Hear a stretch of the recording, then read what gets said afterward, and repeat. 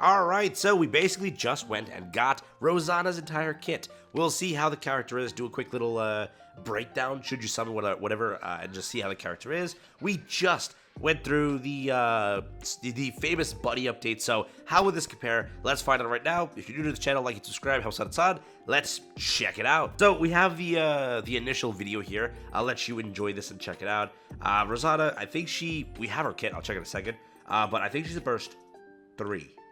I'll see. I think I got that wrong. But animation-wise, yeah, definitely pulling for something. That's very true. But yeah, I think if you're pulling, you're pulling for something. You definitely are. I'll loop this over here.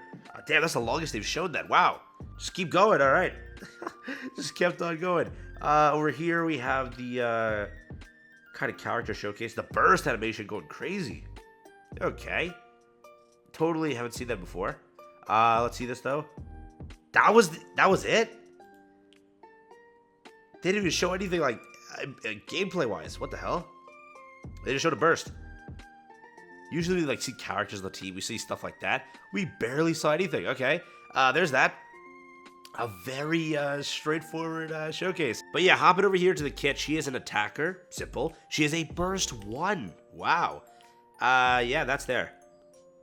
Okay, electric is the code, machine gun, her skill 1 is on the lam, activates after landing 120 normal attacks, pretty basic, and then with this, it's concealment, which gets procced, prevents self from being targets of single target attacks for 10 seconds, it loses effect when the caster takes damage.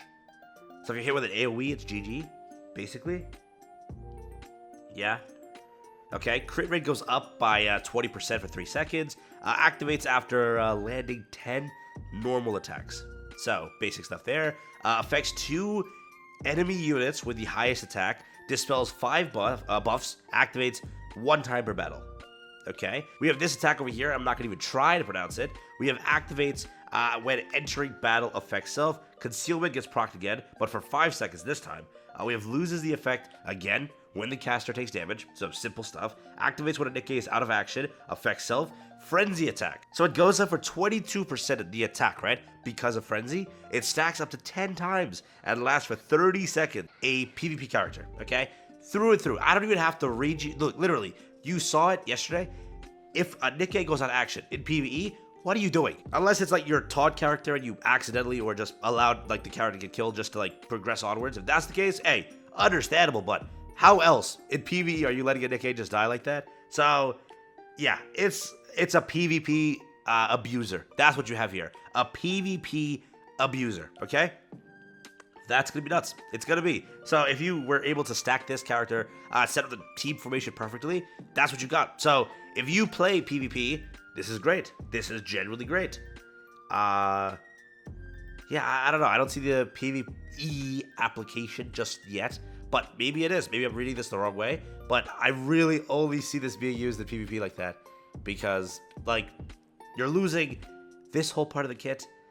Dispels 5 buffs, activates 1 time per battle. Okay, crit rate goes up. Concealment also. It could work. You could try it, but, like, this skill 2 is just PvP.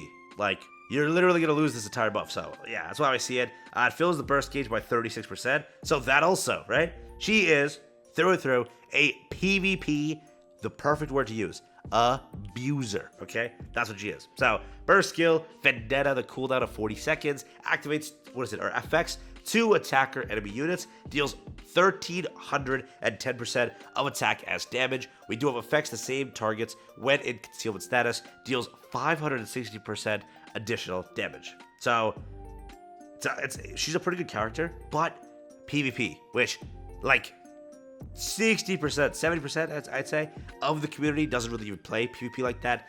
A lot of people do not like it. So when it comes down to it, it's pretty solid for what it is, but it's PvP. So if you want a very, very good PvP character, this is what to pull for. If you don't, yeah, she could work in PvE. She might have some sort of use case, but I don't see it. Yeah. So, like, look at block. We saw that on paper. We're like, oh my god, 20 seconds cooldown? That's bonkers. That's literally nuts. Here, there's not much like screaming, oh, she's outstanding, right? So yeah, it's fully up to you. I gave you my like 10-cent take there. I don't know. It's PvP. I don't play it. So if you play PvP, go and pull. Go. I'm not gonna stop you, but the game doesn't even give you good rewards in PvP. I see no point in playing it. If you try to rank for like gems, go for it. Purchase the character, have fun. But I still think there's better units across the board. I'd rather you literally invest into Blanc. That's the better option. Or save for the collab, or save for Summer. Those are unequivocally the better options. Yeah. So, I mean, if you pull to pull. But it's just PvP. That's what this character's for. Okay. As simple as that. On paper, a PvP character. She looks cool. She's waifu. Hey, I'm not gonna stop you. Just pull for who you want. It's a waifu game. Have the time of your life. I don't know. Have fun, right? So, really, that's like the obvious take of the century. But for what she is, yeah, I don't know. I don't play PvP like that. So if anybody does, is she gonna like swipe like the entire battlefield every time now? Because that kit's nuts. I think like Jackal and Viper were like the previous like quote unquote right meta. So is she now the subsequent like power creep for those characters? Is that what it is? But yeah, it's been a while since we actually saw some PvP oriented stuff. So it's kind of understandable that this dropped. And also, Blog actually worked very well in PvP. So, who actually knows? Rosanna plus Blog is just broken PvP combo. So, that could also be the case. I have no idea. But I am genuinely curious what happens there and like that aspect of it. But, as mentioned, I don't play PvP.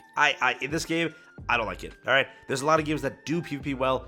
Not for me. Nikke did not do it well. It's just boring. It's a snooze fest. But, hey. That's just my take on it. If you like PvP, this is the character to pull for. This is like, I think, meta for the next century until we get another PvP oriented character. Again, if you're aiming for more PvE, Blanc and Noir are your picks. Those are like mind-boggling great characters for PvE. Dorothy was your pick. That's a broken character for PvE. You had D, which was also a very strong boss character. So we've had our like long stretch of PvE characters. So it's understandable they'd go for a more PvP market, which, you know, kind of been a little dry right here. So understandable, but it's a skip for me.